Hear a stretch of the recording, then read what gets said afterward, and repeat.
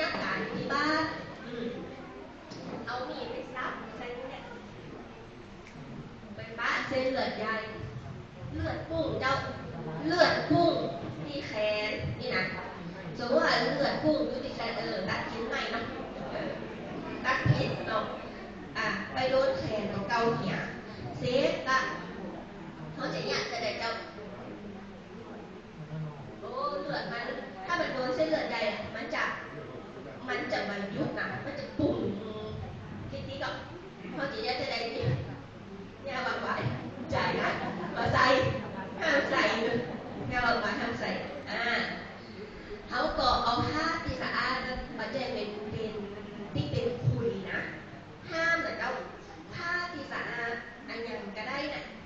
ห้ามผ้าเป็นคุยกดไปกดอีแขนกดไปแต่เจ้าบะเฮือมันออกเนาะเซตละประคองเพื่อสูงกว่าระดับหัวใจสมมติแขนนี้เนาะยกขึ้นอีกหน่อยยกขึ้นอีกหน่อยเพื่อมาสูงขึ้นกว่าหัวใจแต่ก็กดแผลไว้ก่อนนะกดแผลไว้ก่อนสมมติว่าทำกดแผลได้ละมันไปโรงพยาบาลก็ไม่ได้บางนี้ใครไปส่งก็โทร169แต่ถ้าสมมติว่ามีคนไปส่งคือกดไว้ก่อนนะมันอันนี้มันจะลากได้เพราะมันตรงเส้นเลือดใหญ่มันจะปุ่งเพื่อกดไปโรงพยาบาลเลยเอาไข่ก็ได้ไปแต่เป็นที่แขนเป็นแขนน้อยยกขึ้นถ้าเป็นที่ขาเยอะเลยต้องนอนลงเนาะนอนลงเหมือนขาที่ไหนเจ้าแล้วก็เอาขายกขึ้นเพื่อสูงกว่าระดับหัวใจเพราะหัวใจมันจะหลับเนาะแล้วก็เอาผ้ากดนี่ต้องมี2 คนเนาะถ้าสมมติว่าเขาเนี่ยกับ2 คนแล้วก็มีใครไปส่งก็โทรบอกก็ได้แต่ถ้าสมมติมีคนไปส่งก็ขึ้นหลังรถจากบ้านเนาะแล้วก็กดแผลไว้แล้วขาขึ้นสูงกว่าหางใจแล้วก็ไปโรงพยาบาลได้เลยเนาะห้ามไอ้ก็วางไว้ซาเสือถึงห้ามใส่ซักอย่างเลยนะต้องเป็นผ้าสะอาดกดไปก่อนกดไปโรงพยาบาลอย่างเดียวเจ้านี้นะหรือถ้าสมมติว่าว่ามันจะไปถึงเนี่ยมันเมินเขากดไว้เสร็จปุ๊บเนี่ยเดี๋ยวพอคนบาดถ้าสมมติว่ามันเมินหรือว่าเขาเดิมหรือว่าเขารอรถโรงพยาบาลเนาะถ้าสมมติอีกบอกแบบนี้ผ้าพันแผลก็ใส่แต่ถ้าสมมติแบบนี้ของกดไว้เนาะคือดีสุดละควรทำที่2มีมาเนาะต่อไปเรื่องตะกี้มันก็ง่ายๆอยู่เนาะเรื่องต่อไปอันนี้เข้าใจอยู่ไหมเนาะเข้าใจกับต่อไปจะเป็นภาวะช็อกภาวะช็อกเนาะภาวะช็อกหมดสติภาวะช็อกหมดสติจะได้เจ้า1ชีพจรเต้นเบาชีพจรในคนปกติจะมีอะไรเจ้าประมาณ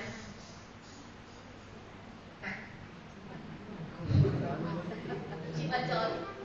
ประมาณ80 ถึง 100ในปกติแต่ถ้าในผู้สูงอายุมันจะตามลงนิดนึงเนาะประมาณสัก60-70แต่ถ้าสมมติว่าคนที่เป็นภาวะช็อกหมดสตินอนเหี่ยดึงอยู่ที่หน้าเขาเนี่ยชีพจรมันจะเบามันจะสอบยากขนาดแบบยากโดยที่ว่าที่เขาบนมันก็จะตุ๊บเป็นก่อนอันนี้มันก็จะแบบว่าสอบยากเนาะหรือบางคนก็อาจจะมาเต้นเลยอากาศยังคือตัวซีดเนาะเย็นเหงื่อแตกเนาะหน้าก็จะดูซีดไปหมดเลยเนาะเขาจะแยกจะในเจ้าสมมติว่าเขาเจอคนไข้เนี่ยชีพจรเต้นเร็วหรือว่าเต้นเบาหรือว่าเร็วเบาบางคนก็คือเจ็บหัวหายใจออกอย่างนี้เนาะเขาจะแยกจะในเจ้านอนอย่างเดียวนอนเนาะนอนลากเอานอนเจ้าเพราะบางคนคืออาจจะช็อกจากการสูญเสียเลือดเยอะหรือว่าอาจจะช็อกสมมติว่าสูญเสียญาติหรือว่าช็อกจากไฟไหม้บ้าน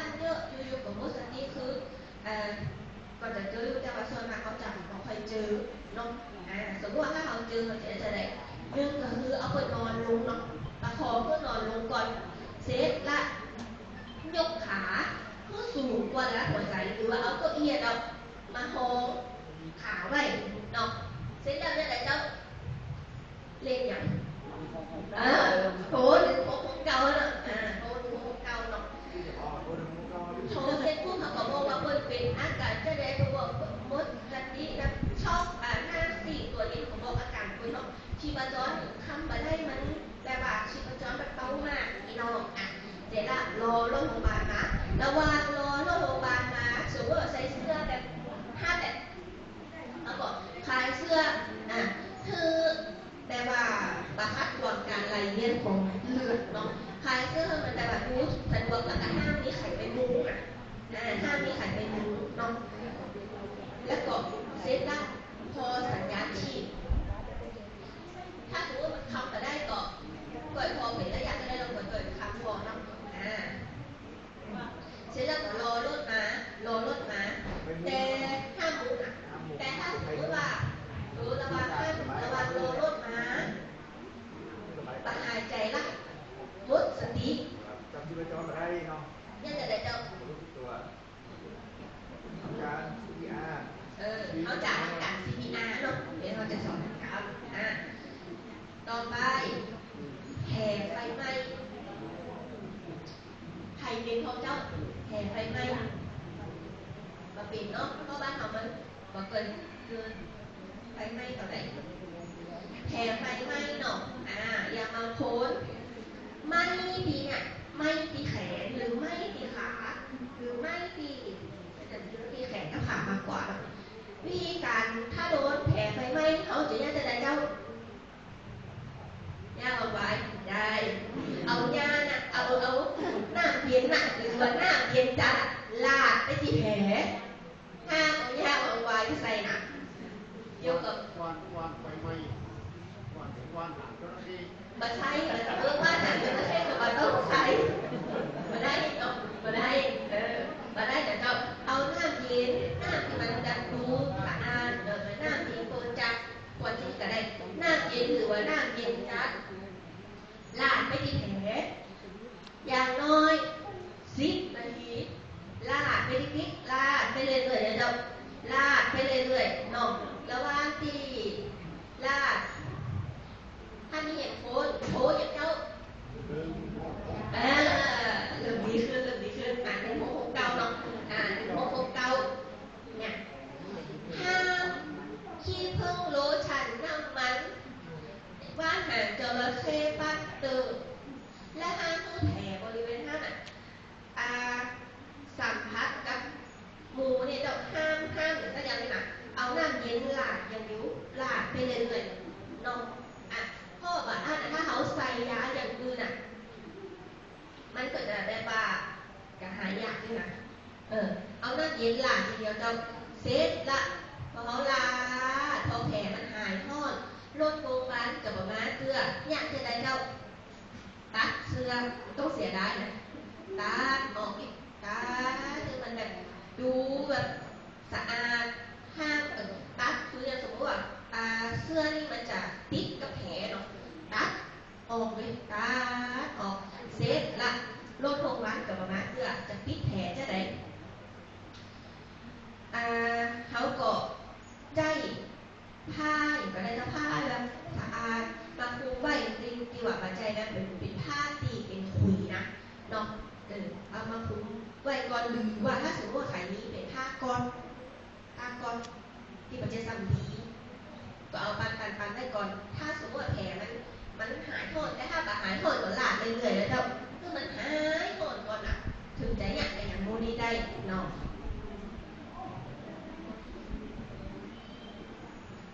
แต่เป็นแขนเป็นขาอย่างเงี้ยเอาผ้าปิดได้ถ้าสมมติว่าเป็นที่หน้าเนี่ยจะได้เป็นแบบเป็นอย่างเราเป็นไม่เกินหน้าหรือติดหน้าเนี่ยถ้าเกิดก็ต้องเอาอย่างไปปิดเนาะเอาหน้าเย็นเนี่ย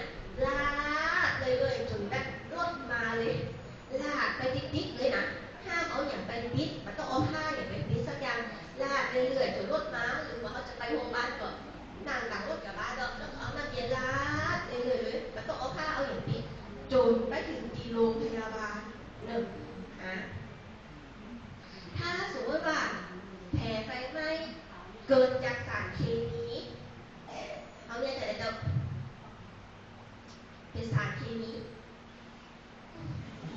ใส่หูมือกันเลยใครจะไม่ว่าใครจะเป็นคนละเพื่อก่อนหรือว่าเขาจะเป็นคนยากนะเขาก็ใส่หูมือก่อนแล้วก็ลาดน้ำอันนี้ยังว่าประมาณ20 นาทีต้องลาดล้างสารเคมีออกก่อนเนาะแต่เขาเกินเจอกับเจ้าก็เกินเจอเนาะแผลไฟไหม้ยังแบบเกินเจออันนี้เนาะแผลนี่เหรอเกินปากก่อนงูคุกมันมีเนาะใครเคยงูคุกของเจ้าตะโกนเห็นมีอยู่มาเร็วนี่แบบมีแล้วเนาะมีละงูคุกมันจะเป็น2 อย่างถ้างูตีมีพิษจะเป็นกี่จุดเจ้าเนี่ย2 จุดเนี่ยถ้าเป็นงูมีพิษจะเป็น2 จุดถ้างูแบบมีพิษจะเป็นหลายๆจุดแล้วก็จะเป็นแบบเขี้ยวเล็กๆมันตั้งหลังนั้นก็ได้นี่ก็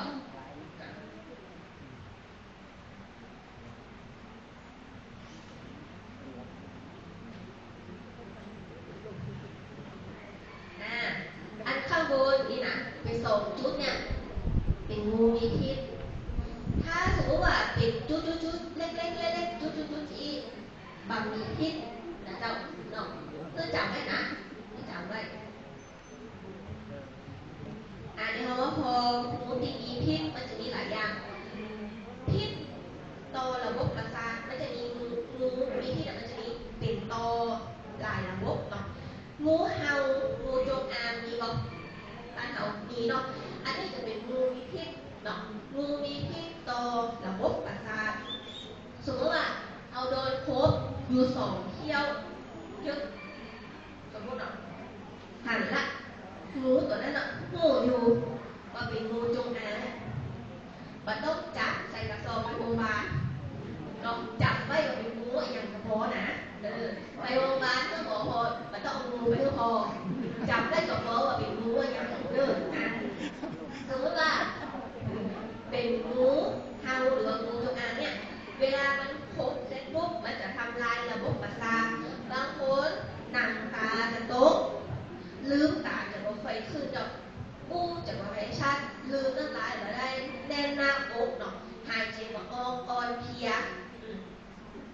บางคนก็จะทำให้เสียชีวิตหรือว่าเป็นอัมพาตได้งูประเภทเนี่ยก็จะมีงูเห่าจงอางบ้านเฮาเนาะงู3 เดือนที่จะบ่ค่อยมีต่อไปตะกี้ประสาทอันนี้เป็นระบบเลือดเนาะงูเขียวหางไหมนี่ก็จะมีเนาะงูกระปะก็มีอันนี้มันชื่อภาษาเหนือของผมพูดจริงอันอย่างนั้นงูอย่างงูเนาะนี้ก่อนแบบนี้เนาะอันนี้งูเนี่ย3 อย่างแมวเซาหางไหมกับงูกระปะเนี่ยอันเนี้ยเวลาสมมติว่าโดนพบจึ๊บบางคนเลือดจะออกตามไหลฟันหรือบางคนเลือดกำเดาจะไหลเนาะให้ทายถึงเลือดในทีนี้ผลต่อระบบเลือดแล้วเจ้า3 อย่างนี่นะสมมติว่าเฮาปะงู2 เขี้ยวครบเนี่ยบอกจำไปก็ได้เป็นงูอย่างเป็นงูเขียวอีกเนาะงูเขียวหางไหมกระจับแล้วก็ไปที่โรงพยาบาลเนาะสมมติว่าเขาโดนละเขาโดนพบตีขาเขาจะยัดอะไรเจ้าเอาปากไปดูดเลือดเนาะห้ามนะเหมือนเนี่ยนะสมมติเขาโดนพบตีขาล่างแผลด้วยน้ำสะอาดเนาะหรือว่าเป็นน้ำเกลือก็ได้ถ้าเป็นน้ำเกลือที่เป็นกระปุกเนี่ยก็จะดีหรือว่าจะเป็นน้ำต้มซุปก็ได้เจ้าล่างไว้เสร็จละใจผ้าม้วนหรือว่าเป็นผ้าม้วนผ้ายืดผ้ายืดจะเป็นสีครีมมันเลยก็ไม่ว่าสมมติเขาม้วนอย่างเราก็เอาผ้ายืดนั่นนะครับม้วนไว้บริเวณใต้หอยเคี้ยวเนาะที่ถูกกัดนะครับแล้วก็เสร็จละสมมติเขาโดนตีขาเนาะสมมติเขาโดนตีแขนเขาก็จะม้วนไว้สูง